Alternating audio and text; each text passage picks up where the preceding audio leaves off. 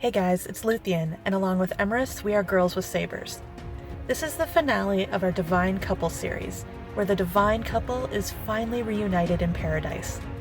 Shout out to Hakuna Rakata for the awesome comment on our Volume 2 podcast. Again, this mythology is really interesting.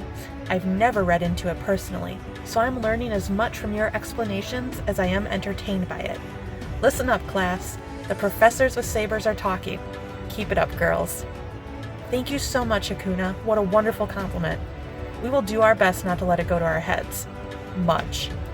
Remember, class, eyes on your own paper, and may the Force be with you, always.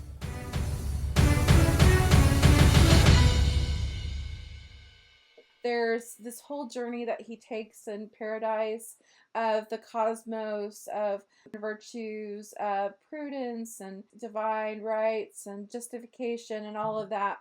And I think it's like the 9 circles of hell. You can go through it. You can think of how Ben Solo will go through those levels.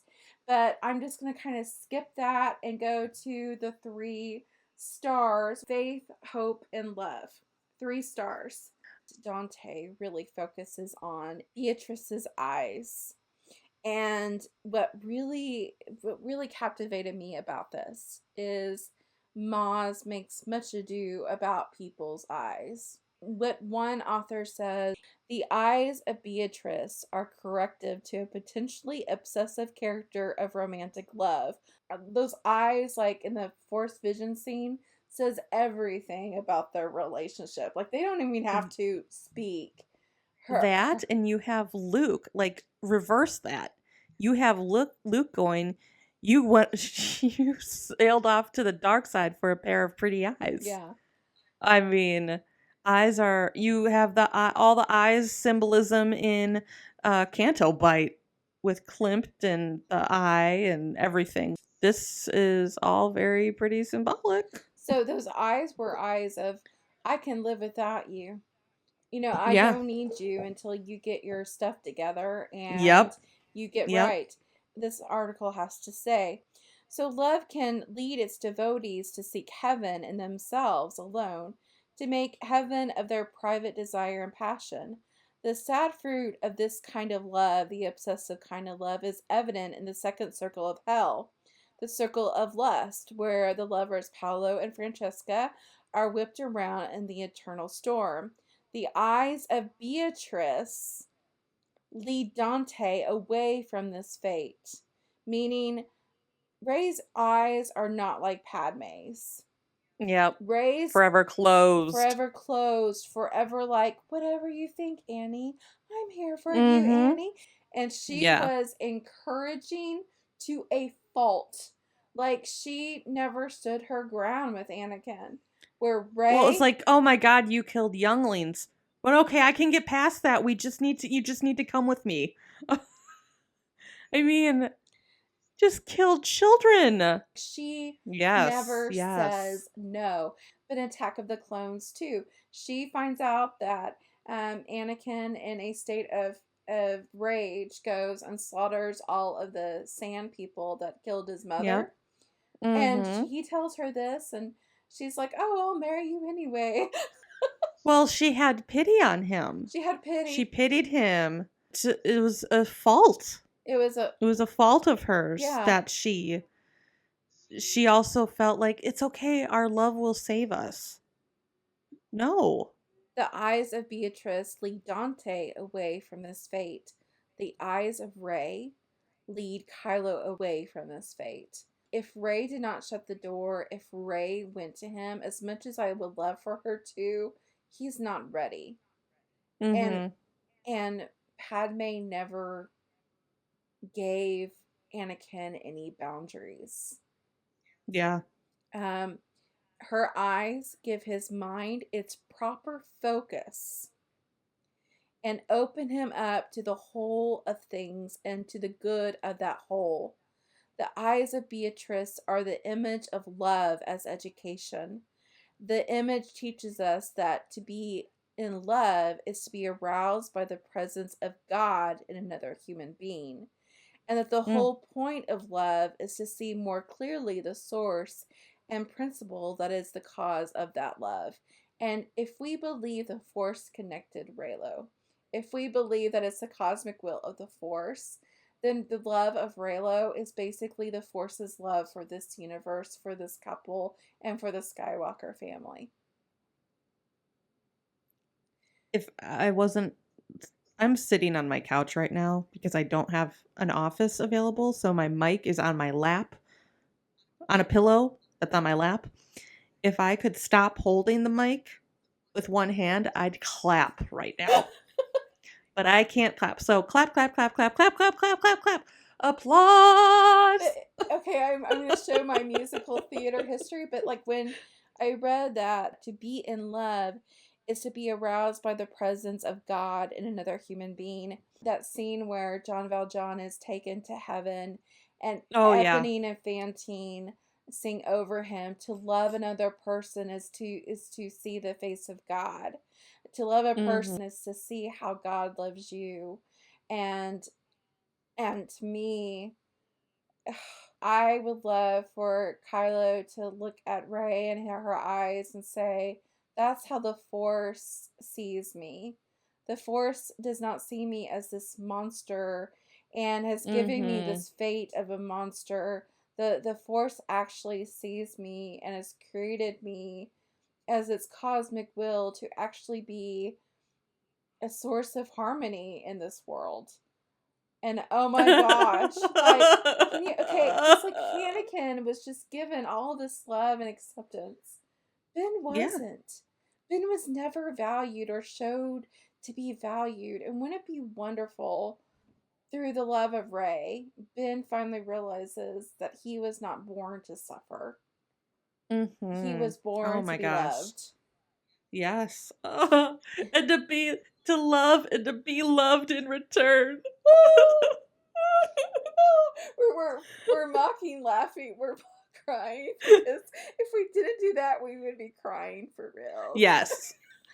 It's all so poetic and epic. And isn't that refined Jedi sight? Yes. Love is the greatest. Compassion. Should we talk about Dante seeing the pale faces in front of him? If you want to, go for it. They're set in the lowest sphere of heaven because they broke their vows, which I thought was kind of really interesting because everyone before him broke their vows. Padme broke his vows to Padme and lost his faith, and then you mean Anakin? Practically killed her. Yeah, that's what I meant, Anakin. Luke and Leia broke their vows to each other. And they set off and did their own things. Luke broke his vow to Ben, and Leia broke his vow to his sister that he would always protect and watch over Ben and take him and guide him. And then he, for a fleeting moment, wanted to kill him. Like getting into the world between worlds. Now all these people are dead. So I feel that the world between worlds, Ben is going to encounter all of these beings, and they're going to be pleading with him. Obviously, we can't see that we might see that in the form of a scene that Carrie and Adam shot together, where it was a Force moment in the Force and they were talking to each other, but then they make it so Carrie or Leia is in the world between worlds. That could be, but I feel that we're going to see Hayden Christensen come back. We're going to see Natalie Portman come back. It would be dope if we saw Ewan McGregor and Samuel Jackson, Liam Neeson, all these people come back and tell Ben of the mistakes they made and to how in certain ways their vows were broken. Well, and that's what is beautiful about this is what will end the Skywalker saga. All the mistakes, the errors, the broken vows, everything that all these characters in the Skywalker saga have done that have negatively influenced this family. People make mistakes. Grandparents and parents, they want their children to have better lives than they do. Yes.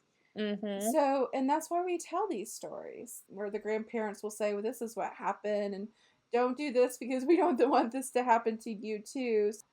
all these experiences of the world between world, Ben seeing the mistakes of his family and choosing Yes. not to do it. John Justice was talking about how that might be the plan for episode 9. And he Mm-hmm. was talking about how like Ben will look for artifacts and go to all of these different planets to find those artifacts. And we talked to him about that could be a reason that they're going to Jakku is because of the artifacts that were hidden under Carbon Ridge.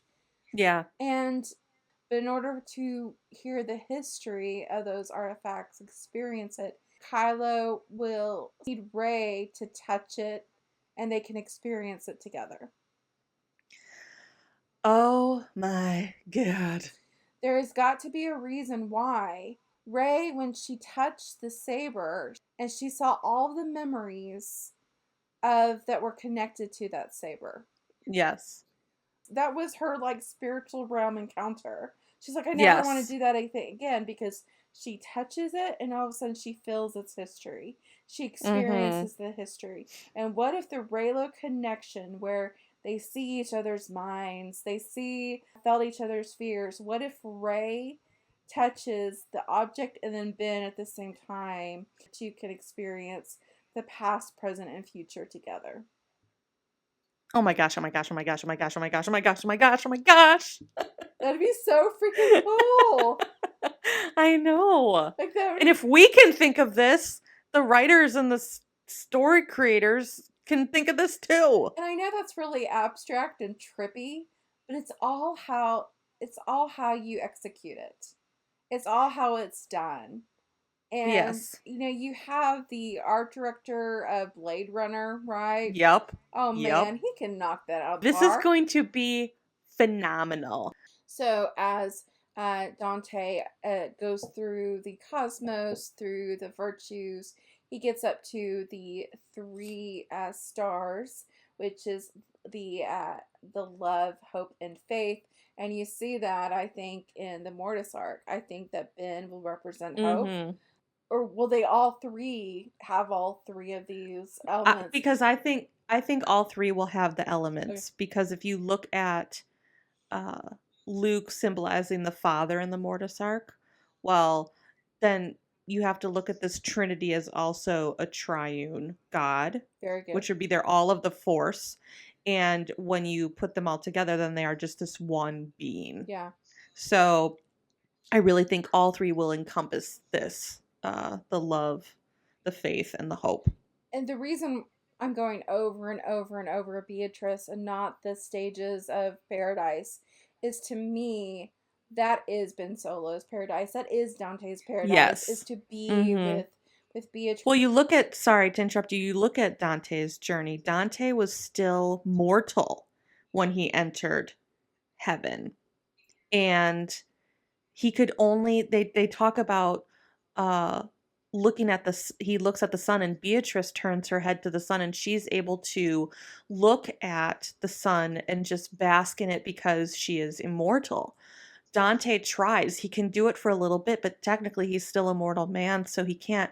And he turns, and when he turns, he watches Beatrice look into the sun, and that's when he just is overwhelmed with this spiritual Empyrean. Yes, It sounds very much like Empire. Yes. And he just is overwhelmed with her beauty and her spirituality. He also describes when he is looking at the sun as it's so bright and so magnificent and so magnanimous that it's almost like there were 2 suns. Now this light is brighter than anything I have ever experienced. And just like in Christianity, that is God's love. The Force is the same, described as the same. When you are one with the Force, it is this overwhelming sense of peace and purpose and light. And you have that opposite. The very bottom of the diamond is cold and dark and absent and frozen. The very top of Empyrean is is warmth and peace and purpose. And I love this final statement. And to me, this sums up all of Reylo. And I hope this is the tied up little bow that J.J. Abrams puts at the very top. Yes. He writes, my desire and my will were being turned like a wheel, all at one speed, by the love which moves the sun and the stars. It's all of a orbiting sun and stars and planets in the center of the cosmic will, of the will of God, which is love. Ugh. It's across the stars. It's written in the stars. The stars fell when they couldn't be together, but they are force destined. The cosmic will, are being turned like a wheel, all at one speed. And again, the time, the world between worlds, are those little circles that move. Are you saying the cosmic will is being turned like a wheel? Yes. Sorry, and I didn't mean to like snap you out of this because it was beautiful. That's okay. Your will, I don't know if it's the southern accent. Will and wheel sounded so similar. So I just wanted to no, that's good. Make sure people got it. That's okay. No, it's my accent. It was my accent. Okay. It was not my microphone or anything else. Okay, yeah. Okay. That's a little bit of southern flavor for you. Yep. Like when you're centered in the force, even though the force and the galaxy are spinning around you, the love is the center and love is the force. The force is love. Yeah. Hello, this is Emrys, and with Luthien, thank you so much for watching this video. We hope you enjoyed it. If you haven't already, please subscribe to our channel and click on that little bell icon that will give you notifications every time we post a new one. And of course, like, comment, and do all those things. Peace, love, and Reylo, guys. All magic comes with a price.